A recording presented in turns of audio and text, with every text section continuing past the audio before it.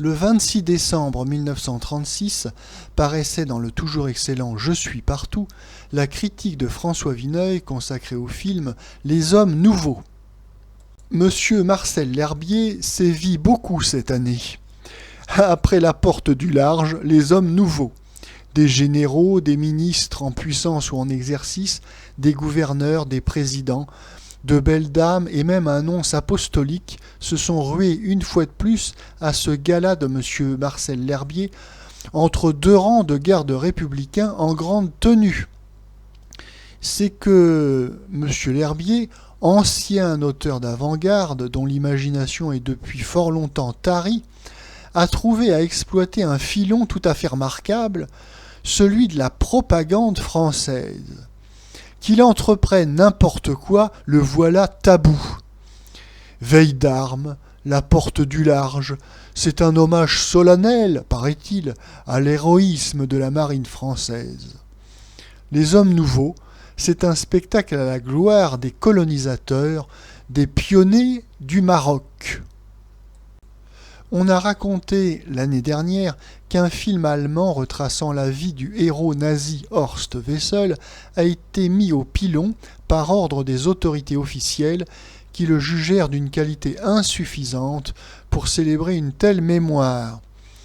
Pareille aventure est arrivée à plusieurs bandes italiennes.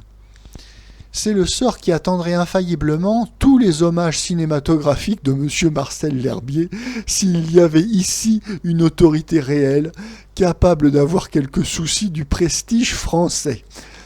M. Marcel L'Herbier peut être rangé, en effet, et en bonne place, dans la troupe bien fournie de tous ceux qui finiraient par vous dégoûter d'être français. À voir de quelle façon il parle des grandes œuvres de ce pays et comment on le tolère, comment on paraît même l'approuver dans les milieux qui devraient être les plus rigoureux sur ce chapitre. Les hommes nouveaux, sur un scénario de M. L'Herbier lui-même, vaguement emprunté à un livre de M. Claude Farrer, débutent dans les premiers temps de la conquête marocaine. On voit un jeune colonel à la mâchoire carrée qui s'appelle Mangin. Un général à la moustache tombante, représenté par M. Signoret, et qui se nomme Lyotet. On espère quelques instants que de telles figures n'ont pas été aventurées dans le premier film venu, que M. L'Herbier va être cette fois un peu moins inférieur à sa tâche. Mais 10 minutes plus tard, nous voilà dans un mélodrame du cocuage, et jusqu'à la fin, nous n'en bougerons pas. Un dénommé Bourron, que le haut-parleur appellera obstinément Bourreau, est chargé de nous représenter l'œuvre française au Maroc. Le maréchal Lyotet, que l'on reverra de temps à autre, n'existe plus à côté de lui. C'est lui qui a créé les villes, les ports, les chemins de fer, les routes, en roulant du reste toujours plus ou moins ses associés. Ce Bourron, qui doit pourtant friser la soixantaine et qu'incarne M. Harribor, éprouve le besoin de tomber amoureux dans le premier quart d'heure du film et se marie incontinent. Dès lors, adieu la colonisation, la pacification, les exploits civils et militaires.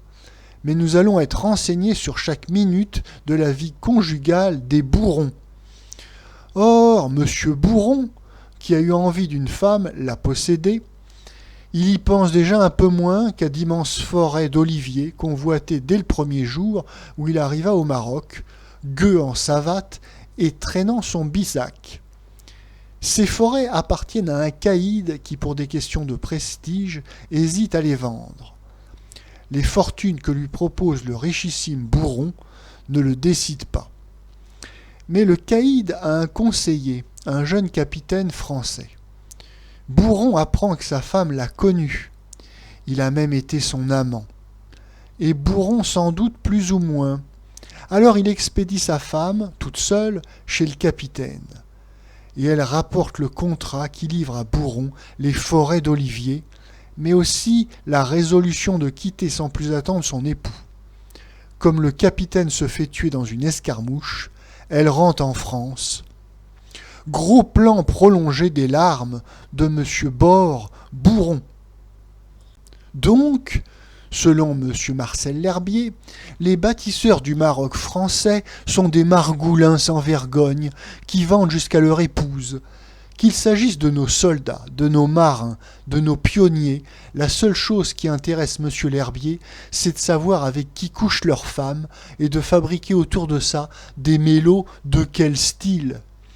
M. L'Herbier est responsable de tout dans les hommes nouveaux, même du dialogue, même des mots d'esprit dont voici un échantillon. On engage M. Bourron, hésitant, à construire encore une nouvelle ville. Voyons, lui dit-on, ce sera votre béton de maréchal. Il y en a pour 2 heures sur un ton de cette qualité, qu'il s'agisse de situations dramatiques ou gaies. Hormis quelques échappées sur Marrakech ou sur l'Atlas, il faut subir sans cesse le jeu boursouflé de 5 ou 6 cabotins.